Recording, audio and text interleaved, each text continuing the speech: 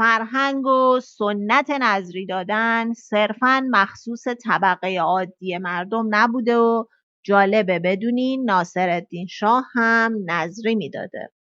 اینطور که میگن مهد اولیا مادر ناصرالدین شاه در واقع نذر کننده بودن و این آش رو به نیت پادشاه شدن پسرشون نذر میکنن و این آش به اسم آش شاه معروف بوده و گاهی بهش آش ییلاقی هم میگفتن.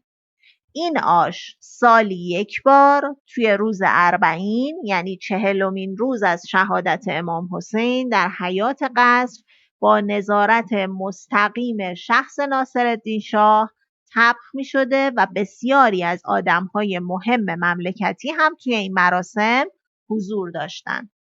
جالبه بدونین که این آش توی دیگ‌های بسیار بزرگوار گذاشته می شده که بد نیست میزان و حجم این مواد و همینطور مواد اولیش رو براتون بگم. این آش شامل 12 رأس گوسفند، 9 رأس بره، 60 عدد مرغ، 20 من روغن، مغز بادام، انواع سبزیجات، کاهو، عسل، گلابی، هندوانه و گردو، آبقوره و آبلیمو بوده.